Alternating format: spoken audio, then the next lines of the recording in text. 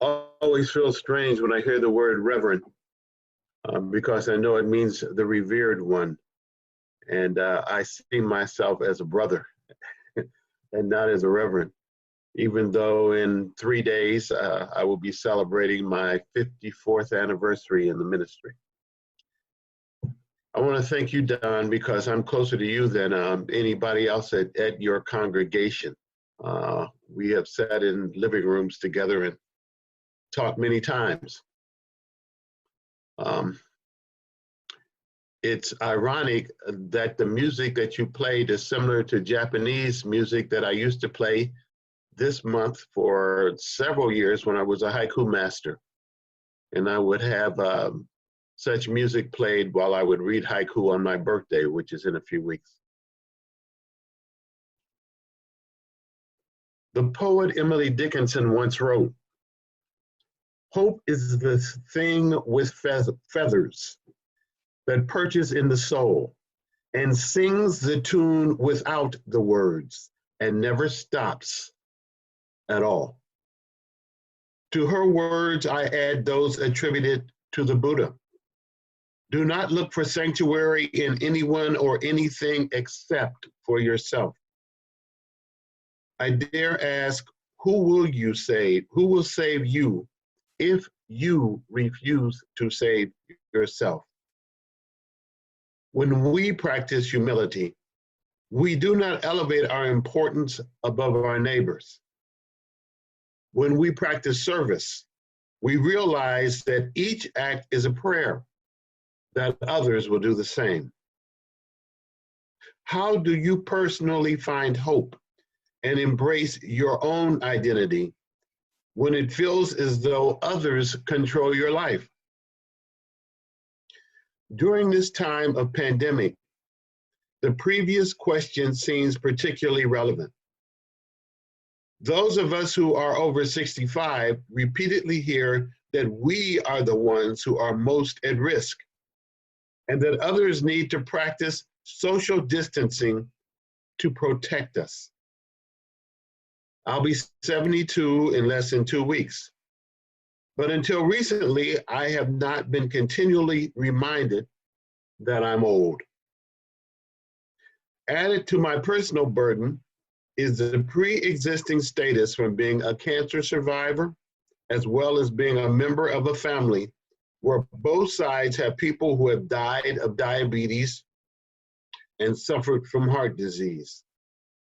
Having several hundred friends and relatives living in the recent hotspots, New York City and Detroit, having scores of friends and relatives living in the predicted hotspots, Philadelphia and Baltimore, and 7 children, 4 grandchildren, and 3 daughters-in-law under various levels of sheltering directives from Jerusalem to California. My stress is heightened because nearly all of my relatives are Black. The racial disparities of those who die from COVID-19 due primarily to systemic financial disadvantagement, lack of access to medical assistance, food insecurity, all of which are part and parcel of America's racism. Make no mistake, Black lives do matter. Who next in my circle will pray to what is clearly oppression? If you think that I'm overstating the truth, let me take a deeper dive. I am a published author of both modern Psalms and historical fiction. I focus on the period between the war for their independence and the war between the states. I've done extensive research in recent months in preparation for writing books that go further into American history. Often Civil War soldiers, together with the women and children they left behind, hopefully sheltering from the combat lines, referred to the war as a rich man's war and a poor man's fight. Rich men argued in sturdy buildings. Poor men were killed and buried in mass graves. Fast forward to my life. After graduating from high school as the first with that distinction in my direct line, father to father and mother to mother, back to Adam and Eve, I had a talk with my dad. I was a college freshman when he said, "They will always need me. They won't always need you." At the time, he was a garbage collector, and I was dreaming of daily wearing dress shirts, suits, and ties. Much of the reason for Black overrepresentation among the COVID-19 dead is that my father was correct. Garbage collectors, transit drivers, food service workers, cashiers, together with the incarcerated, who make hundreds of millions of dollars for those being enriched by the justice system, form the majority of those who are essential. Just as slaves were necessary for the Old South's wealth, the lowest paid, most poorly used are necessary to build modern America's economy. I accept my history. I also accept my blessings, one of which is an inner life that dwells in sanctuary and the ever-present hope that because I am on no respirator, my next breath will not be my last. Yes, the sweet bird of hope is singing in my soul. I must find more ways to let her sing in the souls of my neighbors. Let's turn to those who are much younger than I am. We see many harbored in homes because they have been told candidly that they are not essential workers. To be upset by such deprecation, they don't have to be a member of the NRA who is bristling that gun shops are temporarily shut down because they are not deemed vital for living. Anyone who has believed that their work and loves are essential to society's well-being can feel slighted. How hurtful to suddenly be told by a politician or media person that you are of minimal value. When you find yourself defined as a luxury item, take heart from the Quaker poet Walt Whitman. I celebrate myself and sing myself, and what I assume, you shall assume. I don't believe that Whitman was ego tripping. No person and no government has earned the right to define another person's worth. We all matter because, as the late jazz singer Al Jarreau sang, we are in this love together. I have what others might see as contradictions. I am a Quaker who loves jazz and football, a man whose major weakness is babies, a shy person who loves being around people. What may confuse others is consistent to me. The only person with the right to pass judgment on Dwight L. Wilson's own humanity. Daddy used to say, "Got to be me." I, his firstborn, say, "I was called to be me." Another person who celebrated his calling was Jesus. I am moved by Jesus, the simple commoner who said, "Love your enemy, and if you are struck on one cheek, turn the other." He also said, "Blessed are the poor," and went out of his way to feed them. And yet this nonviolent lover of the bottom dwellers refused to follow the will of the Roman Empire, the most powerful nation on earth. For this defiance, he was publicly executed. As one of my brothers often says, don't get it twisted. Jesus was being true to himself, but doing so by pointing to the one, the creator of us all, the justice seeker who despises oppression. For me, Jesus's political execution was the key statement of his life. I will be who I choose to be, whether or not you approve. Yes, others may call you old or less important than workers of their choice, but they are not the overlords of your life, as the Romans were not the overlords of Jesus's life. Joy Harjo, a woman demonstrably with the same Creek heritage that I believe my maternal grandmother had, is now Poet Laureate of the United States.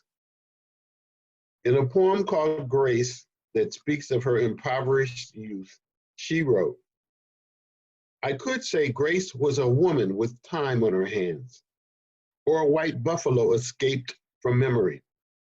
But in that dingy light, it was a promise of balance. We once again understood the talk of animals, and spring was lean and hungry with the hope of children and corn. As Joy suggests, grace is not reserved for those who can describe themselves as a mature genius or even wealthy.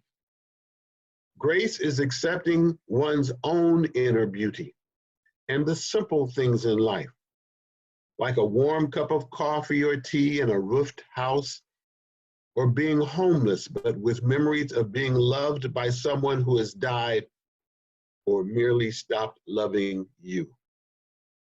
Grace is balancing our place in life to the point that we can appreciate the other parts of creation. Most of us can reflect on grace from our first conscious moment to our deathbed. Where are those who are being denied even life's small gifts? Find appreciation of grace in your own life and use it to spread ever-widening circles. From and through grace, we bring healing. A smile, a telephone call, gentle email, a positive Facebook post, a bag of groceries for someone out of work, a money order signed a friend for someone too proud to accept a direct monetary gift. Each adds to healing, as well as have the 9+ years I spent as a hospice volunteer helping people die, the 9+ years I had spent delivering food for Meals on Wheels in Ann Arbor, and the 9+ years I am spending holding babies on Mott's pediatric cardiac floor. In these services, for almost 30 years of labor, I have not been awarded a dime in currency. But each gifted moment is a part of who I am. Examine your own life. Celebrate yourself and sing yourself from wherever you are. How in the past have you celebrated life? How in the present era are you celebrating life? How might in the new world to come will you celebrate life?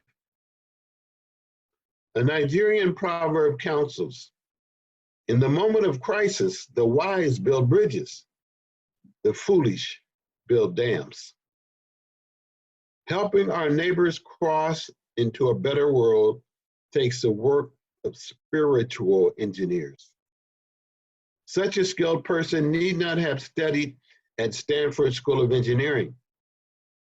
He can be like my Aunt Doll, a barely literate, health-challenged, poverty-stricken gift to the world who consistently exuded love. He can be like my father-in-law, Paul Becker, who thought it was his duty to bring happiness into whatever space he moved. Knowingly or accidentally, he always moved purposefully. For decades, I have kept on prominent display in my house a calligraphy with the words of Albert Camus. In the midst of winter, I finally learned that there was in me an invincible summer. Come pandemic or blizzard, food insecurity or romance insecurity, each of us is what Jerome Kern referred to as the promised kiss of springtime. We are not non-essentials, free to be slighted on whim. Infant or elderly, we are the embodiment of spring waiting to greet summer. I am a member of a faith that believes each day is a holy day. But we Quakers are a minuscule minority. Millions around us call this Holy Week. I am one who celebrates both Good Friday and Easter. My wife is a Jew. Together, we just honored Passover, during which her community celebrates freedom from Egyptian slavery. Through DNA tests, 23andMe discovered, and a University of Michigan genetics professor confirmed, that I am a direct descendant of Pharaoh Ramses III. A member of ancient Egypt's 20th dynasty, Ramses III ruled after the Exodus, which is believed to have taken place during the 18th dynasty. With that news and $3, if the pandemic had not closed it down, you could go to the local Starbucks and order a mug of black coffee. In full disclosure, I am also the direct descendant of slaves. When I sit at the Seder table, I am celebrating our family's exodus from Georgia, Virginia, and Kentucky slavery, whose plagues included not locusts and frogs, but scorched earth and 620,000 casualties. Wednesday night, Diane's former rabbi was with us on a Zoom Passover celebration. Surprisingly, he asked me to read one of my own Psalms from my book, Modern Psalms in Search of Peace and Justice. I chose Psalm 21. Looking back is the touchstone. Looking forward is the vision. You are in each moment, whether it is bliss or pain. Perhaps we err in dividing time into units beyond day, night, and seasons. Surely day in and day out, the weight of our ancestors affects the fate of our descendants. Help us carry on as though we believe in your people, one folk indivisible, bound by neither borders made of sea, mountains, nor falsely drawn lines. Help us be there when you need us most, something we cannot presume to measure. All we know is the call to worship is always, and we will dwell in your love forever. Even in times when others slight or deprecate us, we have the ability to be of use to our neighbors. May we honor our fathers and our mothers. May we honor our grandmothers and our grandfathers. May we honor ourselves, and may we do so by dwelling in eternal love. Amen. One of my blessings is because my father was a garbage collector with a 7th grade education, and my mother was kicked out of school in the 10th grade for getting pregnant with the baby that turned out to be me. And she's a straight A student, and she was the only one my grandfather was going to put through college. She spent her entire professional career as a maid. So seeing how little respected those two people were, and them being my mother and father, it helped me be open to seeing the little ones and doing my best to reach out. We have always been aware that one reason our marriage works is because we both believe in service. Even she heard what I had to, what I gave to you, although I changed it when I got up in the morning. I added to it, but she said I had a couple minutes more to go. But right now, she's out growing food for the hungry. And she usually spends during the course of between March and October, maybe an average of between 5 and 8 hours a week. And she's an attorney at the University of Michigan's med school. So she's working about 60 hours a week from home, but she always works on serving other people. So we know that we have that in common. There are big distinctions between us, not only gender and the fact that I'm a Quaker and she's a Jew, but we see these things as bridges. But also I am from Ohio and a Buckeye fan, and she's a Wolverine. So, that is the biggest one. We need to search for commonalities all the time. We need to make ourselves bridges. And most of the divisions that we see in life are artificial.